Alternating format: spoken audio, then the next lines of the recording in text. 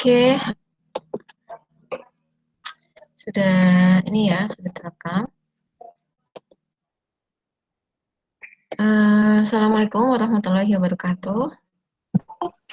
Waalaikumsalam warahmatullahi wabarakatuh. Ya, gimana cuaca Anda di sana? Di tempat saya barusan selesai hujan. Panas ini, Bu. Panas sekali.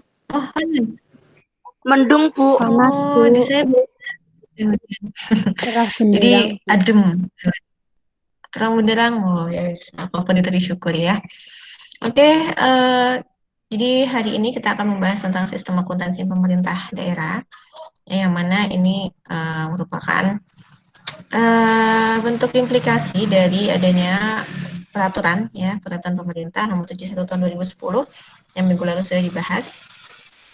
Kemudian kita juga sudah membahas tentang sistem pemerintah ya pada umumnya, jadi entitas pemerintah pada umumnya. Nah, kali ini kita akan fokus ke bagian pemerintah daerah.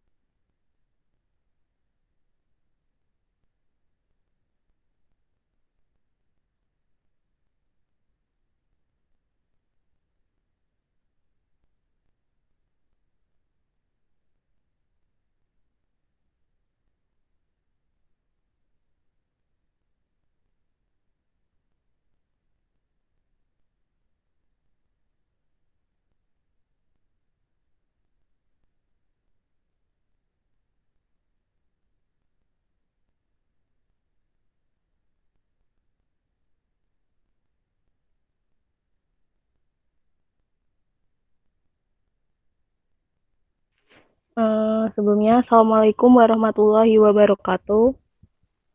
Waalaikumsalam Waalaikumsalam warahmatullahi wabarakatuh. wabarakatuh. Waalaikumsalam warahmatullahi wabarakatuh. Perkenalkan, kami dari kelompok 6, saya Yunika Prastiani, NIM 1805520009, dan rekan saya, Putri Farah dengan NIM 1805520165. di sini kami akan menjelaskan materi mengenai akuntansi pemerintahan daerah. Untuk pokok pembahasan yang pertama yaitu mengenai dasar hukum sistem akuntansi dan SAP. Yang kedua, struktur organisasi pemerintah daerah. Yang ketiga, pengendalian internal. Keempat, jenis transaksi. Kelima, kode rekening. Keenam, prosedur akuntansi. Ketujuh, dokumen sumber. Kedelapan, formulir dan jurnal. Dan yang terakhir adalah laporan keuangan daerah. Untuk pokok pembahasan yang pertama akan dibahas oleh teman saya, Putri Farah. Baik, terima kasih Mbak Yulika. Untuk yang pertama yaitu dasar hukum sistem akuntansi. Yang pertama ada Undang-Undang Nomor 17 Tahun 2003 tentang Keuangan Negara. Yang kedua ada Undang-Undang Nomor 1 Tahun 2004 tentang Pembendaharaan Negara. Yang ketiga ada UU Nomor 15 Tahun 2004 tentang Pemeriksaan Pengelolaan dan Tanggung Jawab Keuangan Negara. Yang keempat, ada UU Nomor 33 Tahun 2004 tentang Perimbangan Keuangan antara pemerintah pusat dan pemerintahan daerah. Yang kelima, ada Peraturan Pemerintah Nomor 24 Tahun 2005 tentang Standar Akuntansi Pemerintahan. Yang keenam, ada Peraturan Pemerintah Nomor 54 Tahun 2007 tentang Pinjaman Daerah. Yang ketujuh, ada Peraturan Pemerintah Nomor 56 Tahun 2007 tentang Sistem Informasi Keuangan Daerah. Yang kedelapan, ada Peraturan Pemerintah Nomor 57 Tahun 2007 tentang hibah. Kesembilan, ada Peraturan Pemerintah Nomor 58 Tahun 2007 tentang pengelolaan keuangan daerah. 10, ada Peraturan Menteri Dalam Negeri Nomor 13 Tahun 2006 tentang pedoman pengelolaan keuangan daerah. Yang ke-11, ada Peraturan Pemerintah Nomor 71 Tahun 2010 tentang Standar Akuntansi Pemerintahan. Ke-12, ada Peraturan Menteri Keuangan Nomor 238 Tahun 2011 tentang Pedoman Umum Akuntansi Pemerintahan. Yang terakhir, ada Permendagri Nomor 64 Tahun 2013 tentang penerapan akuntansi berbasis akrual. Yang selanjutnya yaitu ada Standar Akuntansi Pemerintahan atau SAP. Standar Akuntansi Pemerintahan atau SAP ditetapkan dengan Peraturan Pemerintah Nomor 71 Tahun 2010 sebagai pengganti Peraturan Pemerintah Nomor 24 Tahun 2005. SAP dinyatakan dalam bentuk Pernyataan Standar Akuntansi Pemerintahan atau PSAP dan dilengkapi dengan pengantar standar akuntansi pemerintahan dan disusun mengacu kepada kerangka konseptual akuntansi pemerintahan. SAP harus digunakan sebagai acuan dalam menyusun laporan keuangan pemerintah, baik pemerintah pusat maupun pemerintah daerah. Peraturan pemerintah tentang standar akuntansi pemerintahan selengkapnya adalah sebagai berikut. Yang pertama, ada Peraturan Pemerintah Nomor 71 Tahun 2010. Kedua, ada Standar Akuntansi Pemerintahan atau SAP tahun 2016. Ketiga, ada Standar Akuntansi Pemerintahan atau SAP tahun 2019. Dan yang terakhir ada Government Accounting Standard Republic of Indonesia. Yang selanjutnya adalah Standar Akuntansi Pemerintahan dan Kebijakan Standar Akuntansi Pemerintahan Keuangan Pemerintahan Daerah terutama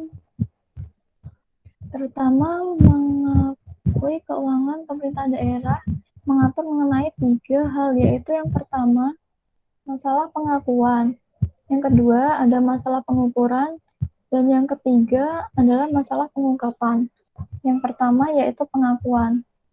Pengakuan adalah proses penetapan terpenuhinya kriteria pencatatan suatu kejadian atau peristiwa dalam catatan akuntansi, sehingga akan menjadi bagian yang melengkapi unsur aset, kewajiban, ekuitas dana, pendapatan, belanja, dan pembiayaan, sebagaimana akan termuat pada laporan keuangan entitas pelaporan yang bersangkutan. Pengakuan diwujudkan dalam pencatatan jumlah uang terhadap pos-pos laporan keuangan yang terpengaruh oleh kejadian atau peristiwa terkait.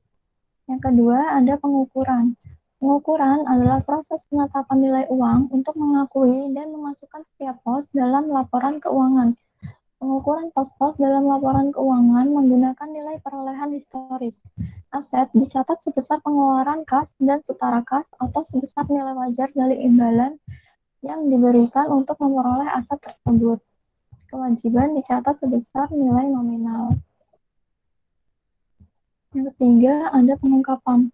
Laporan keuangan menyajikan secara lengkap informasi yang dibutuhkan oleh pengguna.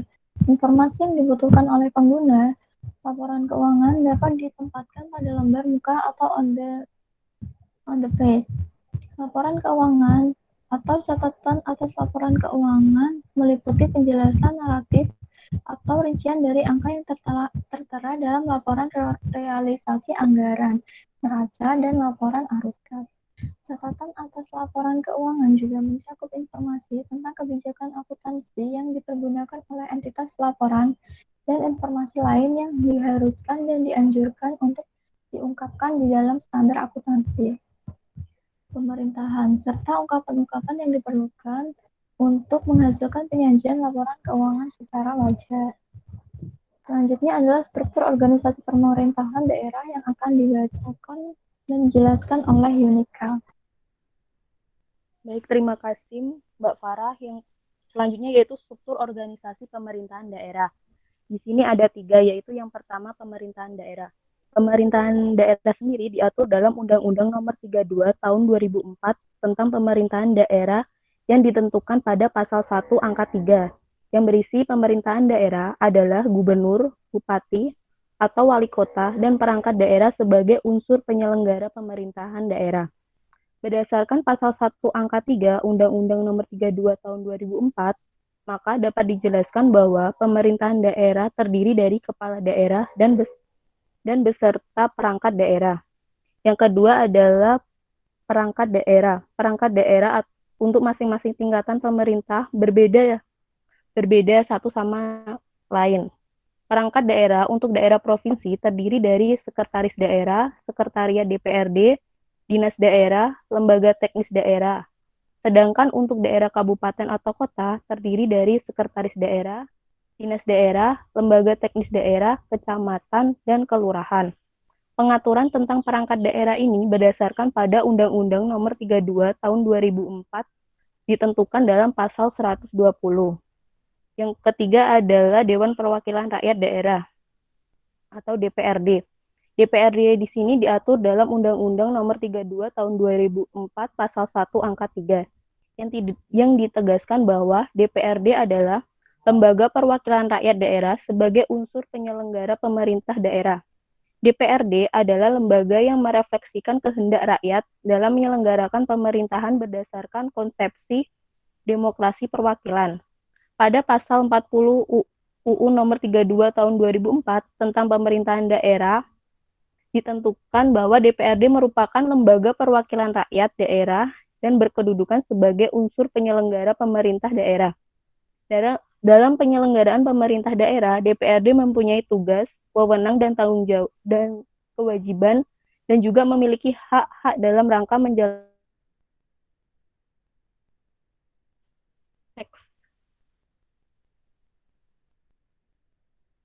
selanjutnya yaitu sistem pengendalian internal pemerintah. Sistem pengendalian internal pemerintah atau SPIP dilaksanakan oleh Badan Pengawas Keuangan dan Pembangunan dan di inspektorat melalui aparat pengawas intern pemerintah. Menurut Peraturan Nomor 60 Tahun 2008 tentang sistem pengendalian internal pemerintah adalah proses yang integral pada tindakan dan kegiatan yang dilakukan secara terus-menerus oleh pimpinan dan seluruh pegawai untuk memberikan keyakinan memadai atas tercapainya tujuan organisasi melalui kegiatan yang efektif dan efisien. Keandalan pelaporan keuangan, pengamanan aset negara, dan ketaatan terhadap peraturan perundang-undangan. Selanjutnya yaitu unsur dari SPIP mengacu pada konsep sistem pengendalian internal yang dikemukakan oleh The Committee of Sponsoring Organization of the Tradeway Commission. Commission atau COSO yang meliputi pertama lingkungan pengendalian. Lingkungan pengendalian di sini terdiri dari penegasan integritas dan etika. Yang kedua adalah komitmen terhadap kompetensi. Keempat, kepemimpinan yang kondusif. Kelima, struktur organisasi sesuai kebutuhan. Selanjutnya, pendelegasian wewenang dan tanggung jawab. Dan selanjutnya, kebijakan pembinaan SDM yang sehat. Selanjutnya, peran PIP yang efektif. Dan yang terakhir adalah hubungan kerja yang baik. Unsur SPIP yang kedua adalah penilaian resiko. Penilaian resiko terdiri dari dua, identifikasi resiko dan analisis resiko. Unsur SPIP yang ketiga yaitu kegiatan pengendalian. Kegiatan pengendalian di sini meliputi review kinerja instansi pemerintah, pembinaan SDM, pengendalian pengelolaan sistem informasi, pengendalian fisik aset, penetapan dan review indikator dan ukuran kinerja, pemisahan fungsi, otorisasi transaksi dan kejadian penting, pencatatan akurat dan tepat waktu, pembatasan akses sumber daya, akuntabilitas sumber daya, dan yang terakhir adalah dokumentasi sistem pengendalian intern. Unsur SPIP yang keempat yaitu informasi dan komunikasi, terdiri dari sarana komunikasi dan manajemen sistem informasi. Yang terakhir adalah pemantauan pengendalian intern. Pengendalian intern di sini terdiri dari tiga. Yang pertama yaitu pemantauan berkelanjutan, evaluasi terpisah, dan tindakan lanjut. Selanjutnya yaitu jenis transaksi. Jenis transaksi di sini terdiri dari 4. Yang pertama adalah pendapatan daerah.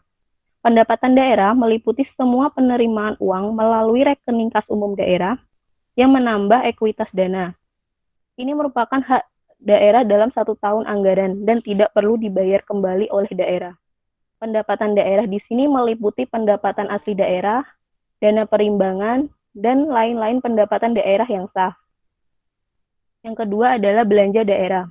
Belanja daerah di sini meliputi semua pengeluaran dari rekening kas umum daerah yang mengurangi ekuitas dana. Merupakan kewajiban dalam 1 tahun anggaran dan tidak akan diperoleh pembayarannya kembali oleh daerah. Belanja daerah di sini terdiri dari belanja langsung, yaitu belanja yang terkait langsung dengan pelaksanaan program. Dan yang kedua adalah belanja tidak langsung, yaitu belanja tugas pokok dan fungsi yang tidak dikaitkan dengan pelaksanaan program. Yang ketiga yaitu pembiayaan daerah. Pembiayaan daerah meliputi semua transaksi keuangan untuk menutup defisit atau untuk memanfaatkan surplus. Pembiayaan daerah terdiri dari penerimaan pembiayaan, pengeluaran pembiayaan, dan sisa lebih anggaran tahun berkenaan.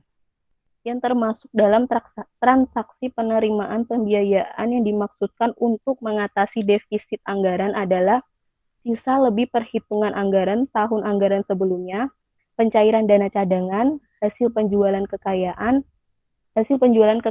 daerah yang dipisahkan, penerimaan pinjaman daerah, penerimaan kembali pemberian pinjaman, penerimaan piutang daerah. Sedangkan yang termasuk dalam pengeluaran pembiayaan daerah yang dimaksudkan untuk menyalurkan surplus anggaran adalah pembentukan dana cadangan, penyertaan modal pemerintah daerah, pembayaran pokok utang, dan pemberian pinjaman daerah. Yang terakhir yaitu transaksi selain kas. Prosedur akuntansi selain kas meliputi serangkaian proses mulai dari pencatatan, pengikhtisaran, sampai dengan pelaporan keuangan yang berkaitan dengan semua transaksi kejadian selain kas yang meliputi 1. Koreksi kesalahan dan penyesuaian. Koreksi kesalahan pencatatan merupakan kesalahan dalam membuat jurnal dan telah diposting ke buku besar.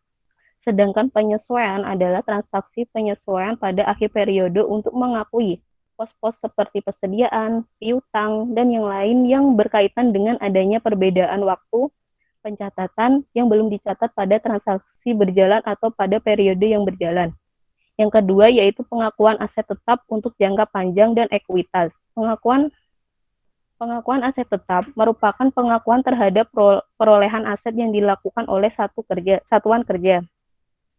Pengakuan aset tetap dan ekuitas sangat terkait dengan belanja modal yang dilakukan oleh Satker. Pengakuan utang, jika dalam hal ini adalah pengakuan utang perhitungan pihak ketiga di Satker, maka sangat terkait dengan transaksi belanja yang mengharuskan pemotong pajak atau potongan-potongan belanja lainnya. Namun jika utang yang dimaksudkan adalah utang jangka panjang, maka hal ini akan timbul transaksi pembiayaan penerimaan yang dilakukan oleh PPKD. Selanjutnya yaitu depresiasi. Depresiasi dilakukan untuk menyusutkan aset yang dimiliki oleh Satker. Keempat adalah transaksi yang bersifat accrual dan prepayment. Transaksi yang bersifat accrual dan prepayment muncul karena adanya transaksi yang sudah dilakukan Satker, namun pengeluaran kas belum dilakukan atau terjadi pengeluaran kas untuk belanja di masa yang akan datang. Yang terakhir adalah hibah selain kas. Penerimaan atau pengeluaran hibah selain kas adalah penerimaan atau pengeluaran sumber ekonomi non-kas yang melaksanakan APBD yang mengandung konsekuensi ekonomi bagi pemerintah daerah. Selanjutnya ada nama dan kode rekening. Rekening atau perkiraan adalah sarana pembukuan yang digunakan untuk mencatat dan mengikhtisarkan penambahan-penambahan dan pengurangan-pengurangan pos tunggal laporan keuangan. Rekening diberi nama sesuai pos-pos dalam laporan keuangan. Rekening laporan keuangan daerah dapat digolongkan menjadi dua. Yang pertama yaitu ada rekening real, yaitu rekening yang diperlukan untuk menyusun neraca. Rekening ini bersifat kumulatif sampai dengan periode akuntansi pelaporan. Rekening real sendiri meliputi aset, kewajiban, dan ekuitas. Yang kedua, ada rekening nominal, yaitu rekening yang diperlukan untuk penyusunan laporan perhitungan APBD. Rekening ini hanya dibuka dan digunakan dalam satu periode akuntansi saja dan ditutup pada periode akhir tersebut. Rekening nominal terdiri dari pendapatan, belanja, dan pembiayaan. Selanjutnya ada kode rekening. Untuk kode pertama yaitu ada kelompok aset, kode kedua ada kewajiban, kode ketiga ada ekuitas, kode keempat ada pendapatan, kelima belanja, dan kode keenam ada pembiayaan. Kode tersebut merupakan kode awal rekening-rekening atau pos-pos laporan keuangan. Untuk kode rekening neraca yaitu aset, kewajiban, dan ekuitas terdiri dari 12 digit. Untuk kode rekening pendapatan terdiri dari 12 digit pula, namun diawali dengan angka 4. Untuk kode rekening belanja terdiri dari 23 digit dan diawali dengan angka 5. Untuk kode rekening pembiayaan terdiri dari 12 digit dan diawali dengan angka 6. Selanjutnya ada sistem dan prosedur akuntansi. Sistem akuntansi SKPD merupakan serangkaian prosedur manual maupun yang terkomputerisasi mulai dari pengumpulan data, pencatatan, pengikhtisaran, sampai dengan pelaporan posisi keuangan dan operasi keuangan. Di SKPD, sistem akuntansi SKPD terdiri dari prosedur-prosedur akuntansi berikut ini. Yang pertama, prosedur akuntansi pendapatan, yaitu serangkaian proses baik manual maupun terkomputerisasi dimulai dari pencatatan, pengikhtisaran, sampai dengan pelaporan keuangan yang terkait dengan transaksi pendapatan dan penyetorannya dalam rangka pertanggungjawaban pelaksanaan APBD. Yang kedua, ada proses akuntansi belanja, yaitu serangkaian proses baik manual ataupun terkomputerisasi dimulai dari pencatatan transaksi serta pengikhtisarannya sampai dengan pelaporan keuangan dalam rangka pertanggungjawaban pelaksanaan APBD yang terkait dengan belanja. Prosedur akuntansi belanja di SKPD terdiri dari prosedur akuntansi belanja dengan UP atau GU, dan prosedur akuntansi belanja dengan TU, dan prosedur akuntansi belanja dengan AS. Yang ketiga, ada prosedur akuntansi aset, yaitu serangkaian proses baik manual ataupun terkomputerisasi dimulai dari pencatatan dan pelaporan akuntansi atas perolehan, rehabilitasi, perolehan klasifikasi, dan pengurangan terhadap aset yang dikuasai atau digunakan SKPD. Prosedur akuntansi aset di SKPD terdiri dari prosedur akuntansi aset tetap, dan prosedur akuntansi aset lainnya. Prosedur akuntansi aset tetap merupakan langkah-langkah yang harus dilakukan agar belanja modal yang telah dikeluarkan dapat dicatat dan dilaporkan sebagai aset tetap di neraca. Prosedur akuntansi aset lainnya merupakan langkah-langkah yang harus dilakukan agar transaksi-transaksi terkait dengan penambahan atau pengurangan aset lainnya dapat dibukukan dan dilaporkan di neraca secara seragam. Yang keempat, ada prosedur akuntansi non-kas. Transaksi non-kas adalah kejadian-kejadian yang memiliki nilai ekonomi yang tidak melibatkan kas, namun bisa terjadi sebagai ikutan dari adanya transaksi kas. Prosedur-prosedur akuntansi non-kas di SKPD meliputi yang pertama, yaitu prosedur akuntansi koreksi kesalahan, yaitu prosedur akuntansi yang dimaksudkan untuk membukukan tindakan pembetulan akuntansi agar pos-pos yang tersaji dalam laporan keuangan entitas menjadi sesuai yang seharusnya. Yang kedua, ada prosedur akuntansi pembukuan atas transaksi yang bersifat akrual, yaitu prosedur akuntansi yang dimaksudkan untuk membukukan hak atau aset atau kewajiban pada neraca SKPD yang sudah timbul meskipun transaksi pengeluaran atau penerimaan kas belum terjadi. Yang ketiga, ada prosedur akuntansi penyesuaian terhadap akun tertentu dalam rangka menyusun laporan keuangan pada akhir tahun, yaitu prosedur akuntansi yang dimaksudkan untuk melakukan penyesuaian atas saldo akun-akun tertentu dalam rangka menyusun laporan keuangan pada akhir tahun. Yang terakhir, yaitu prosedur akuntansi jurnal penutup, yaitu prosedur akuntansi yang dimaksudkan untuk menutup saldo nominal menjadi nol pada akhir periode akuntansi. Selanjutnya ada dokumen sumber. Dokumen sumber yang digunakan dalam prosedur akuntansi pendapatan di SKPD meliputi yang pertama, ada surat ketetapan retribusi atau SKR, yaitu dokumen yang dibuat oleh pengguna anggaran untuk menetapkan retribusi atas wajib retribusi. Yang kedua, ada surat tanda bukti pembayaran atau bukti transaksi penerimaan kas lainnya. Yang ketiga, ada surat tanda setoran atau STS, yaitu dokumen yang diselenggarakan bendahara penerimaan untuk menyetor penerimaan daerah ke rekening kas umum daerah. Yang keempat, ada bukti transfer, yaitu dokumen atau bukti atas transfer penerimaan daerah. Yang kelima, ada nota kredit bank, yaitu dokumentasi atau bukti dari bank yang menunjukkan adanya transfer uang masuk ke akun kas umum daerah. Selanjutnya, ada dokumen sumber yang digunakan dalam prosedur akuntansi belanja di SKPD. Adalah yang pertama, ada surat penyediaan dana atau SPD, yaitu dokumen yang dibuat oleh PPKD sebagai media atau surat yang menunjukkan tersedianya dana untuk diserap. Yang kedua, ada surat perintah membayar atau SPM. Adalah dokumen yang digunakan atau diterbitkan oleh pengguna anggaran atau kuasa pengguna anggaran untuk menerbitkan surat perintah pencairan dana atas beban pengeluaran dokumen pelaksanaan anggaran. Yang ketiga, ada kwitansi pembayaran dan bukti pengeluaran kas lainnya, yang merupakan dokumen sebagai tanda bukti pembayaran. Yang keempat, ada surat perintah pencairan dana atau SP2D, yaitu dokumen yang digunakan sebagai dasar pencairan dana yang diterbitkan oleh BUD berdasarkan SPM. Selanjutnya, berdasarkan pasal 255 Permendagri nomor 13 tahun 2006, dokumen sumber yang digunakan dalam prosedur akuntansi aset tetap adalah bukti memorial yang dilampiri dengan yang pertama, ada berita acara penerimaan barang, dan atau kedua, berita acara serah terima barang, dan atau yang ketiga, berita acara penyelesaian pekerjaan. Dokumen sumber yang digunakan dalam prosedur akuntansi aset lainnya, yaitu bukti memorial yang dilampiri dengan bukti-bukti lainnya yang sah.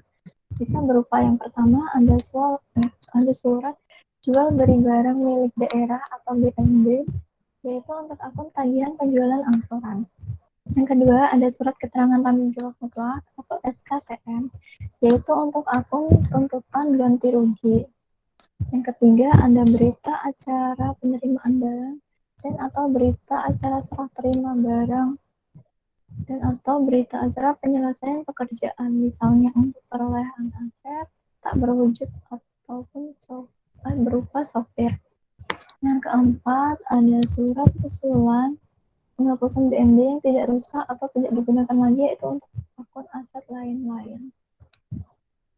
Selanjutnya ada bukti transaksi yang digunakan dalam prosedur akuntansi non-kas di SKPD adalah bukti memorial yang dilampiri dengan bukti-bukti transaksi jika ada. Bukti memorial harus memuat informasi mengenai tanggal transaksi, kode akun, uraian transaksi, dan apa kejadian dan dalam jumlah rupiah.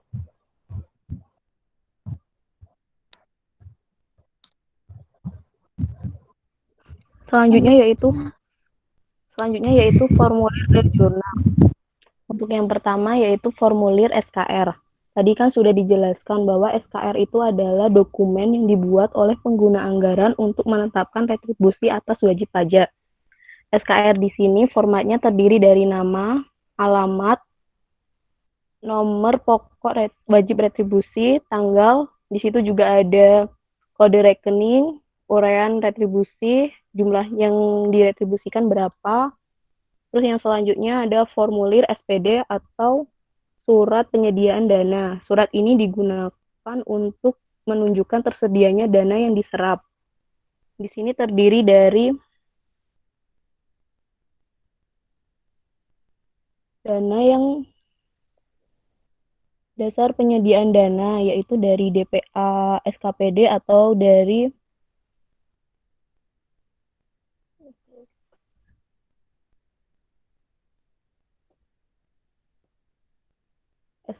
DPA SKPD atau DPPA SKPD ataupun dari DPAL SKPD. Terus yang kedua itu ditunjukkan kepada siapa. Terus nama PPTK-nya tuh siapa, nama bendahara pengeluaran. Terus yang terakhir itu jumlah penyedia dana itu berapa. Terus untuk keperluan beban pengeluaran berapa. Next. Untuk formulir selanjutnya yaitu formulir SP2D. SP2D ini yaitu formulir mengenai pencairan dana. Di sini untuk kolom yang pertama itu terdiri dari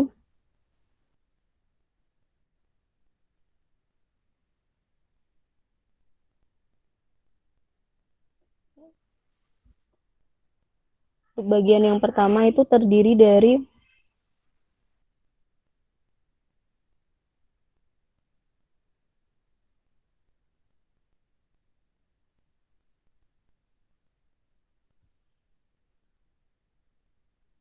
nama SPM, tanggal, SKPD, dan pada kolom kedua terdiri dari kepada siapa, NPWP-nya berapa, nomor rekening bank, terus bank, keperluannya itu untuk apa, itu ditulis dalam tabel itu. Untuk yang kedua yaitu form bukti pembayaran. Form bukti pembayaran di sini digunakan untuk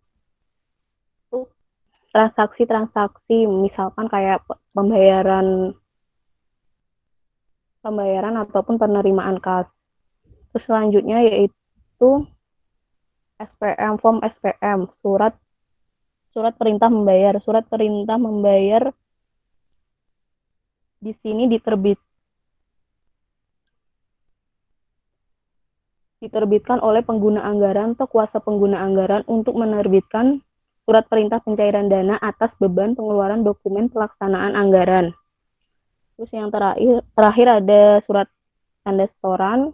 Surat tanda setoran di sini bagiannya terdiri dari STS nomornya berapa, terus bank, nomor rekening banknya berapa, terus rincian penerimaannya itu sesuai dengan kode rekening yang tadi sudah dijelaskan. Next. Untuk yang jurnalnya yaitu yang pertama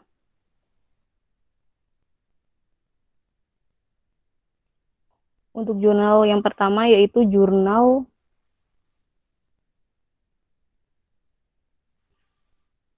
transaksi anggaran. Jurnal transaksi anggaran di sini yaitu estimasi pendapatan jurnal transaksi anggaran itu yang didebit itu estimasi pendapatan, terus estimasi perubahan sal pada apropriasi belanja.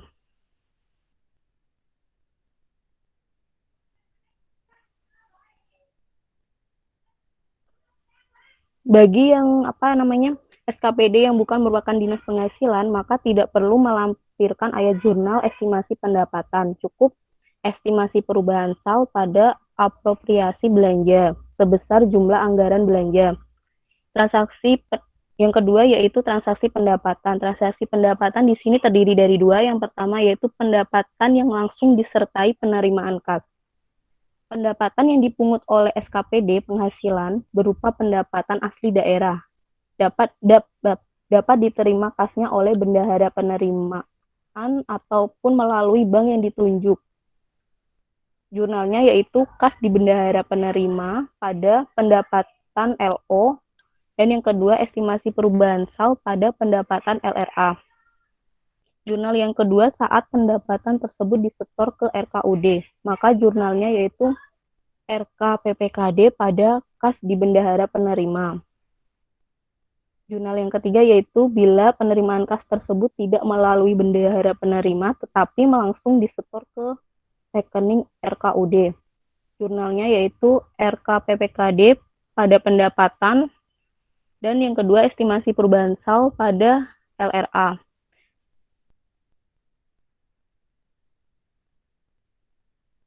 Jurnal yang kedua yaitu mengenai pendapatan yang belum disertai penerimaan kas. Sesuai dengan basis accrual, pendapatan LO sudah harus diakui meskipun belum diterima kasnya. Maka jurnalnya yaitu piutang pendapatan pada pendapatan LO. Lalu jurnal yang kedua yaitu pada saat kas tersebut dilunasi piutangnya. Maka jurnalnya yaitu kas di bendahara penerima pada piutang pendapatan. Lalu yang kedua perubahan SAL pada pendapatan LRA. Bila disetorkan langsung ke RKUD, debit pada RKPPKD, demikian bila kas itu diterima pada berbeda dengan saat pengakuan piutang. Jadi kan di sini kan jurnalnya kan ada kas di bendahara penerima pada piutang pendapatan, itu saat pelunasan kas yang diterima. Tapi kalau misalkan disetorkan langsung ke RKUD, itu tuh jurnalnya jadi RKPPKD pada piutang pendapatan. Next.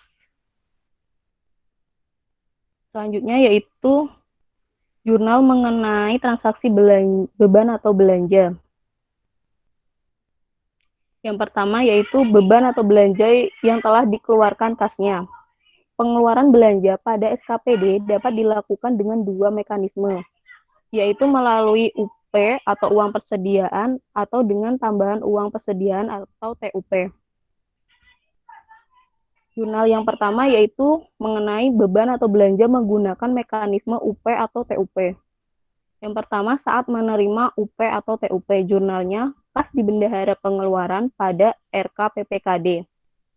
Yang kedua adalah pencatatan belanja atau beban, jurnalnya beban pada kas di bendahara pengeluaran. Yang kedua belanja pada perubahan SAL. Jurnal yang ketiga yaitu saat mengembalikan sisa uang persediaan atau tambahan uang persediaan. Jurnalnya RKPPKD pada kas di bendahara pengeluaran.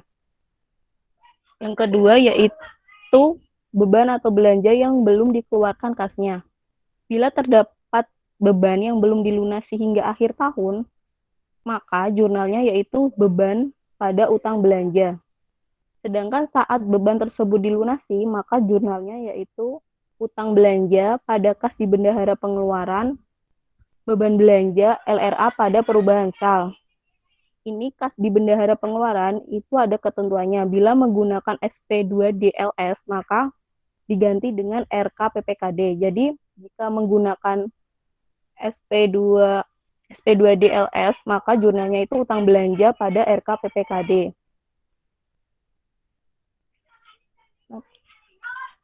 Selanjutnya akan dijelaskan oleh teman saya.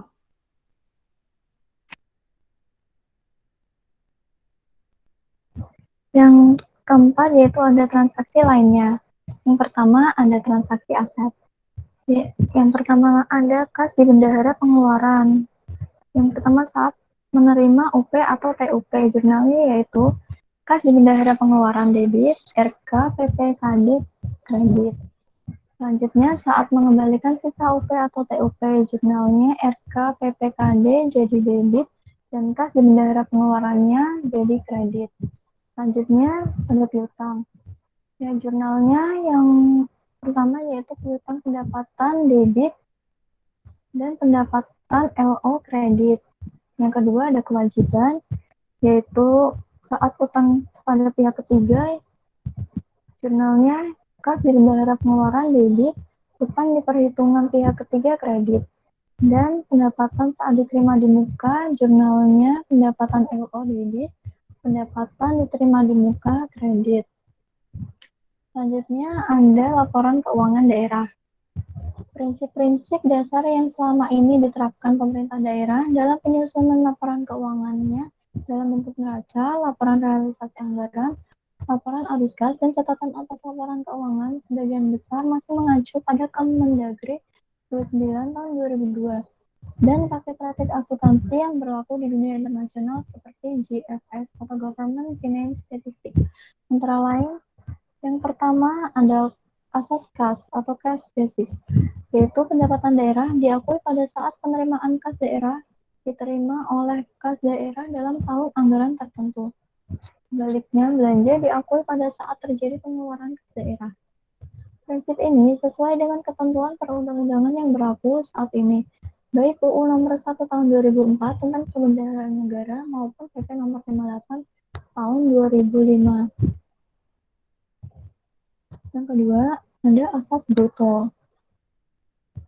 Pada asas bruto, tidak ada kompensasi antara pendapatan daerah dan belanja daerah. Misalnya, Dinas Pendapatan Daerah memperoleh pendapatan, dan untuk memperolehnya diperlukan belanja. Maka pelaporannya harus gross income, artinya pendapatan dilaporkan sebesar nilai pendapatan yang diperoleh, dan belanja dibukukan pada pos belanja yang bersangkutan sebesar belanja yang dikeluarkan. Selanjutnya ada asas universalitas, yaitu semua pengeluaran harus tercermin dalam anggaran. Hal ini berarti pula bahwa anggaran belanja merupakan batas komitmen tertinggi yang bisa dilakukan oleh pemerintah daerah untuk dapat membebani APBD. Asas ini juga berlaku di negara lain. Yang ketujuh, ada nilai historis. Penilaian aset tetap daerah dilakukan dengan menggunakan nilai historis atau nilai perolehan dan penyajian di neraca tanpa memperhitungkan penyusutannya. Hal tersebut tentunya bertentangan dengan standar akuntansi pemerintahan. Namun, karena petunjuk teknis yang mengatur tentang penyusutan belum ada, maka pemerintah daerah belum dapat menerapkan metode penyusutan ini. Penilaian aset daerah di neraca awal daerah dilakukan melalui kegiatan inventarisasi secara fisik atas seluruh aset yang ada, dan dilakukan konversi pengelompokan aset daerah berdasarkan klasifikasi aset sesuai pedoman SAKD yang ada.